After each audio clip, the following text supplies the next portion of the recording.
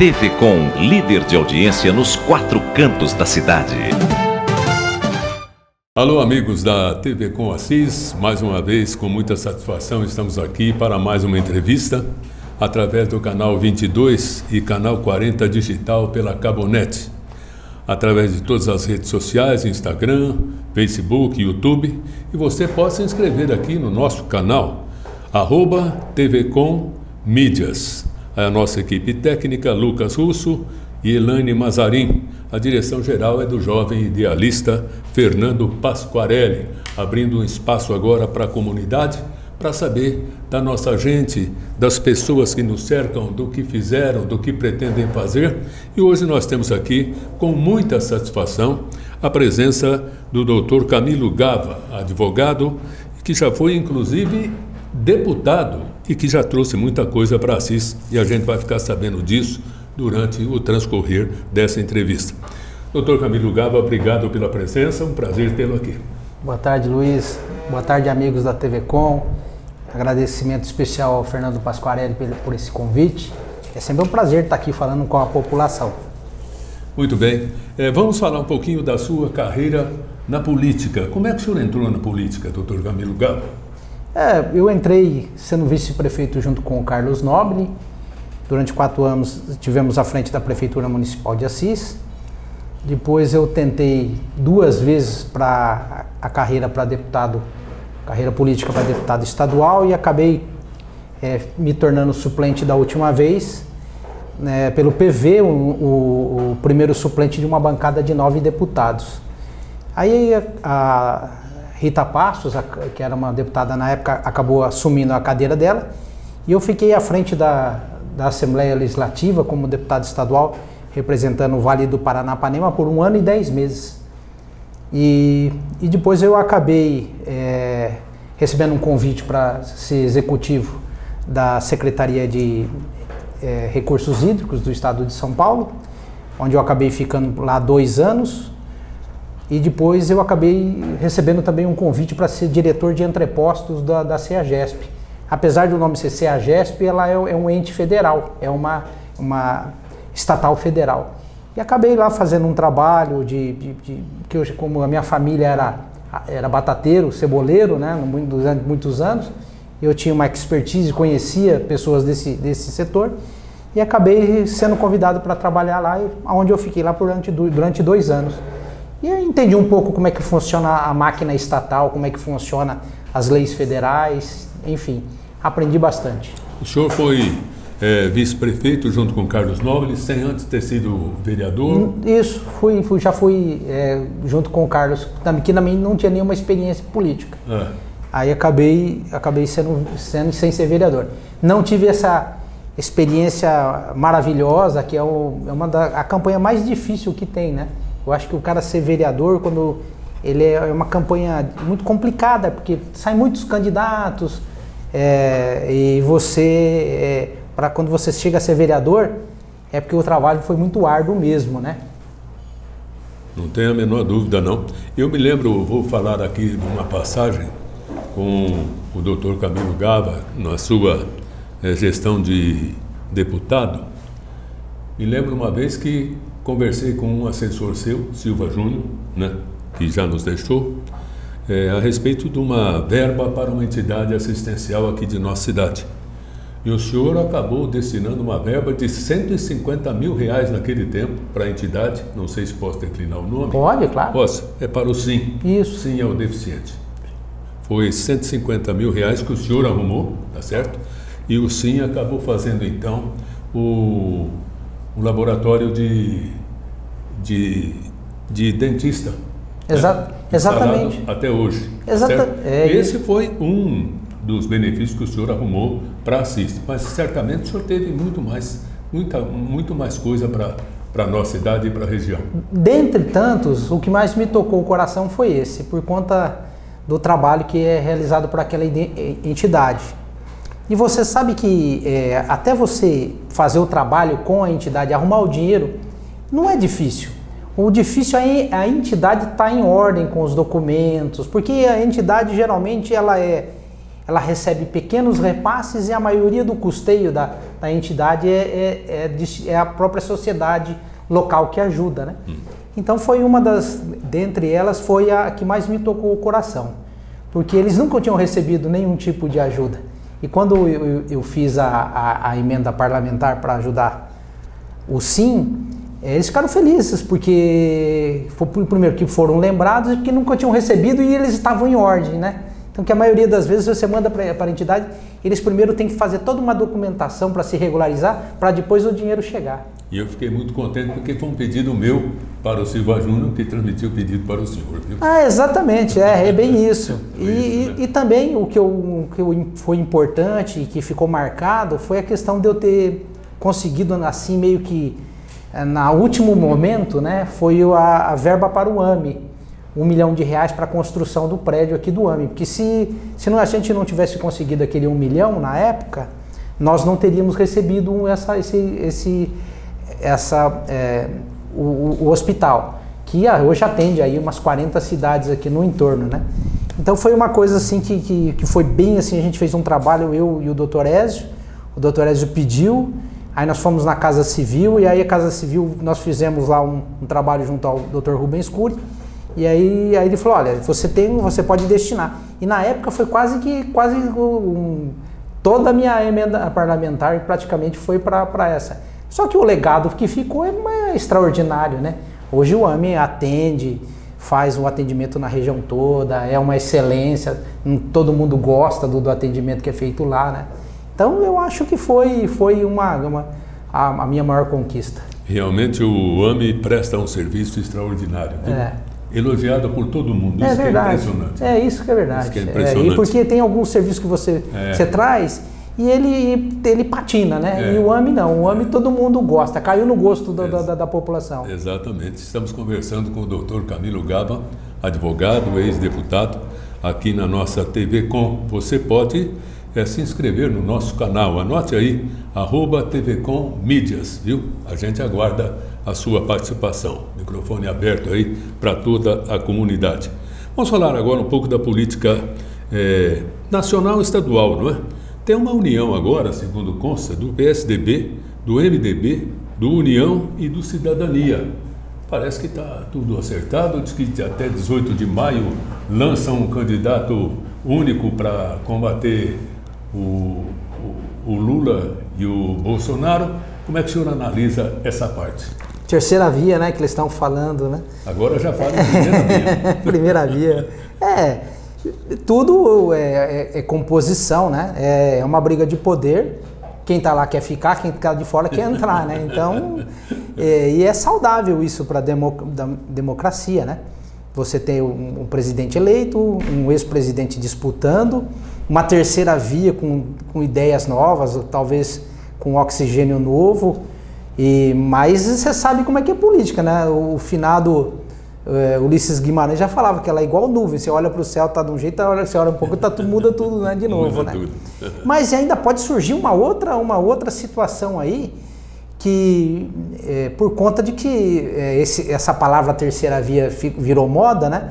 Então tudo pode acontecer, além da união dos partidos que você falou, saiu um novo candidato, uma dupla nova, e enfim, porque o desgaste que houve aí com a desistência, até, entre aspas, do Moro, que pode voltar também, não tem nada acertado, né? E o desgaste do Dória, quando ele falou que ia sair, não ia deixar o governo e voltou, aquela coisa errada toda, isso é muito ruim, né? Porque quando você nós estamos vendo o gol ali, quando você quer fazer o gol, a bola tem que sair daqui, ela tem que chegar na grande área, da grande área até chegar no gol. Você tem que estar sempre caminhando à frente. Quando você toca uma bola para trás, você desarranja todo o seu time e o time lá da frente se arruma de novo, né? Então, usando essa ilustração, tudo pode acontecer, né? Tudo pode acontecer. O senhor acredita? Acredito. O senhor é filiado a algum partido? Eu sou filiado ao PTB. Ao PTB? Partido Trabalhista Brasileiro. E como é que o senhor está analisando a atuação do seu partido nesse contexto nacional? O PTB, diferentemente do partido que eu fui, o PV, que era um partido mais era centro-esquerda, né? Hoje é um partido de centro, progressista, né? É um partido conservador, né? assim, com as suas ideias do lado conservador. Já tivemos lá atrás uma atuação já histórica, né? O partido é histórico. Mas agora eu fui convidado para a gente criar novas lideranças, criar novas frentes, né? O que está acontecendo, o que está chamando a atenção do Estado e as pessoas olham aqui, me filiaram, olham aqui principalmente para o Vale do Paranapanema. A questão do agronegócio, hoje de cada 5 dólares que o Brasil exportou, $1 é do agronegócio. Então a temperatura está muito alta na economia voltada para o agronegócio. E a nossa região é uma região muito rica no agronegócio. Nós temos a cana, nós temos a soja, nós temos o milho, nós temos um pouco de gado e uma diversidade de amendoim ali para o lado de Chaporã, Marília.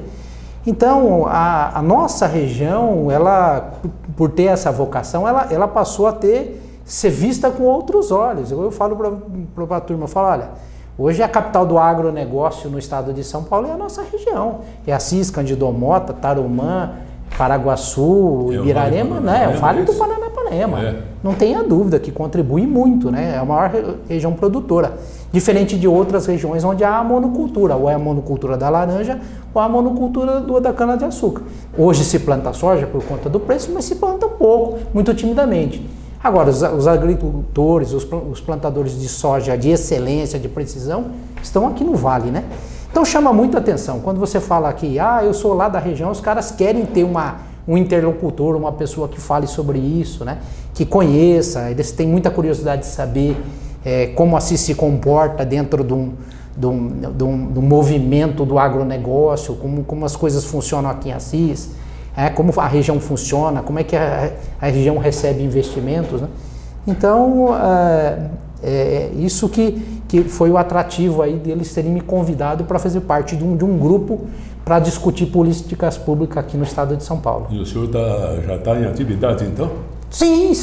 Já tenho ido para São Paulo em algumas reuniões, estamos trabalhando. Sim. E passa, pela sua vontade assim, disputar um novo cargo, alguma coisa? Cara, provavelmente nas próximas eleições eu me colocaria aí como um representante aqui do Vale do Paranapanema. Mas ainda não sei. Nessa que vem agora, inclusive? Sim, para as proporcionais. Como deputado, candidato a deputado? Provavelmente. Eu sou um pré-candidato a deputado federal, tá? Porque deputado estadual, fui deputado federal e hoje, né? Acho que seria a pergunta que você iria fazer, né? Eu estou me antecipando. O fato de você ter sido um deputado estadual e deputado federal. São duas coisas muito distintas.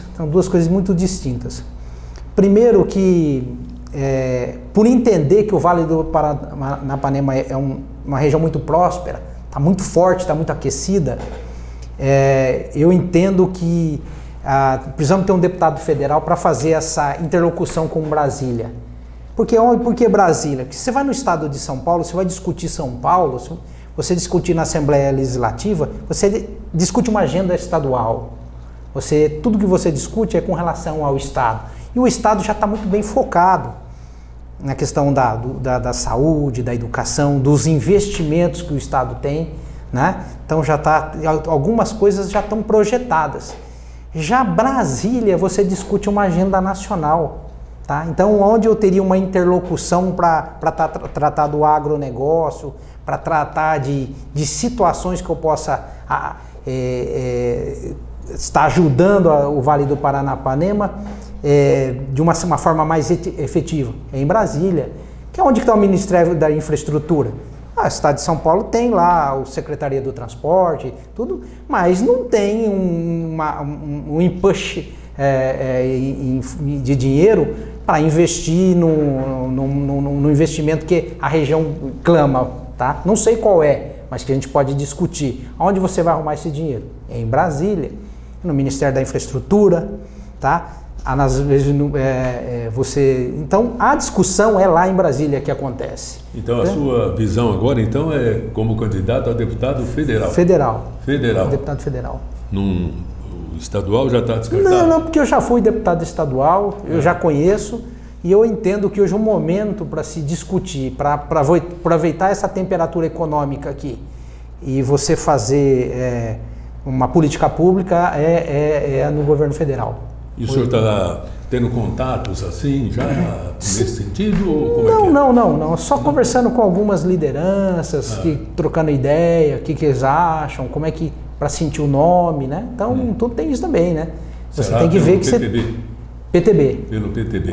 Então você tem que primeiro medir a sua capacidade de agregação política, né? Então tem tudo isso, você tem que ter algumas pessoas no seu entorno que topem a parada com você junto, né? Se não tiver, você está enrolado, né? Sozinho, né? Não vai, né? Estamos conversando com o doutor Camilo Gava, manifestando aí já a sua pretensão de ser candidato a deputado federal, o que é uma coisa muito interessante, e eu vou perguntar para o senhor, depois de destacar aqui a presença de um assessor seu, Leonardo Noronha, o Queco, né? Aqui com a gente e agradecendo Popular Queco, né?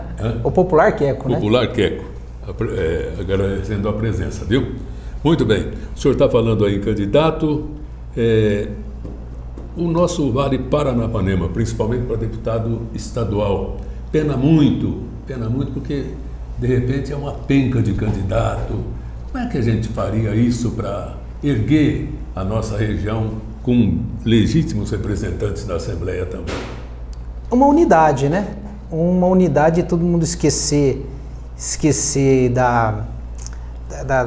das suas siglas políticas, das suas ideologias religiosas, e você tentar imaginar e escolher um entre tantos, né? Ver o que está mais preparado e votar nele para que ele seja eleito, né? Mas é muito difícil por conta de que isso tem que ser muito bem falado, muito bem conversado, porque os votos, né, são muito poucos, né? Você vai tirando, porque veja bem, é difícil, porque você vota para presidente, depois você vota para governador, você vota para senador, você vota para deputado federal, o último que você vota é para deputado federal. Você fazer com que o eleitor vá até lá votar até no último, que geralmente ele vai lá e vota presidente e governador, depois ele vai embora, né? Historicamente isso já tem uma evasão com relação ao lado de baixo da planilha, né? Do lado da cédula, né? Então você tem que convencer as pessoas a primeiro, aí votar. Aí você tem que, além que já está difícil, que já está o número de brancos e nulos e ausentes está crescendo bastante. Numa região onde então você tem que somar votos válidos. Então você tem que fazer esse convencimento, né? Então, e essa janela partidária que saiu agora? Não, eu graças a Deus não precisei de janela partidária porque eu não estava em nenhum partido e também essa janela partidária, ela obriga o cara que tem o mandato se quiser trocar agora, né? Você pode trocar durante esses 30 dias. Ela só funciona para quem é candidato eleito. Mas é isso, os candidatos, foi uma dança das cadeiras aí, foi uma loucura, né? O que trocaram de lado, né? 71 deputados na Assembleia Legislativa trocaram de partido. Então, reacomodando, né? Essa é uma reacomodação política. Eu acho que partidos tradicionais aí, através dessas uniões aí, vão se criar novos partidos e, quiçá, venham novas lideranças, né? Com pessoas com ideias, boas ideias, e a gente se una para fazer esse gigante aqui caminhar para frente, né? Tá aí. Né? O DIEESE publicou recentemente que o salário mínimo atual deveria ser mais de R$6.000. Por que nós patinamos tanto assim? Quando eu estava à frente da CEAGESP, eu fui numa reunião na Fiesp e vi um estudo lá da Fiesp, né? Que foi uma das coisas mais realistas que eu já escutei na minha vida, né? E é a economia, né? Ele fala que se o salário per capita em dólar anual do brasileiro fosse $20.000, nós viveríamos num mundo diferente, próximos aos indicadores da Coreia do Sul, né? Por conta de quê? Porque você diminui a violência, né? o poder de compra do cidadão fica muito mais alto. Então você tem uma economia funcionando muito mais rápido. Só que para isso tem uma coisa. Só que para isso você teria que, para chegar nesse número, você teria que investir 25 anos. Você vê que é longo prazo, né? Você teria que investir assim, coisa da ordem assim, de 20% do PIB somente em educação, para você tomar. Então, e a gente tem casos, né, que você vê que são casos que lá atrás e hoje você vê o retorno financeiro. Como o mundo virou uma tampa de garrafa, né, o mundo hoje cabe dentro de uma tampinha de garrafa, que ele compactou, né, a internet, a revolução da internet, ninguém acreditava. Hoje você faz o trabalho remoto, que a gente conheceu bem na pandemia, já se faziam com os gênios, com os mestres do software lá na Índia, quando o governo, há 25 anos atrás, primou que a garotada se aprimorasse em engenharia da computação. Então hoje tem milhões de indianos que trabalham numa palafita, dentro de casa, com o seu laptop, e ele produz serviços para as petrolíferas americanas, para as empresas americanas, sem sair de dentro de casa. O que se provou? Que a educação conseguiu, lá na China, mudar a vida das pessoas. Então, estão no caminho certo, né? Eles estavam no caminho certo. Muito bem. Agora eu gostaria de saber a sua opinião a respeito dessa dessa diversidade aí entre Bolsonaro e Lula. Como é que o senhor analisa essa situação, essa discussão disso aí tudo? É aquilo que é o Fla-Flu, né? É Flamengo e Fluminense. Cada um com a sua característica, né? O Lula com a sua característica à esquerda e o Bolsonaro muito guinado à direita, né? E há os conflitos, né? Um com a política do Estado mínimo, né? Um Estado você deixando praticamente o mercado atuar e fazer com que ele seja o ponto e o contraponto da economia das pessoas, e o outro já mais paternalista, né? Com políticas públicas voltadas para as ações sociais, uma ação muito incisiva na questão do Bolsa Família, você trabalhando muito forte em cima de políticas sociais, né? E esquecendo um pouco aqui da infraestrutura para você ir trabalhando, para que a pessoa não fique ali, né, naquela bengala, né, durante muito tempo, né? E o outro já mais voltado para esse lado, né? Esse lado de trabalhar a infraestrutura, você dinamizar o país, né? Mas, enfim, o Lula teve seus 8 anos de governo, surfou numa onda econômica mundial, né? O Bolsonaro está aqui desse lado sofrendo um pouco por conta principalmente agora, né? Por conta da guerra, né? E a guerra, que a gente pensa que não, né? A guerra, o que é a guerra? Mas você vê o que aconteceu com o preço do amendoim lá em Marília? Tá? O amendoim que é produzido aqui na nossa região é exportado para o leste europeu, principalmente para a Ucrânia e para a Rússia. O que aconteceu? As rotas de comércio estão fechadas, né? Você vê como é que isso interfere. Você imagina como é que é a cadeia do amendoim aqui na região de Marília. Então, são momentos.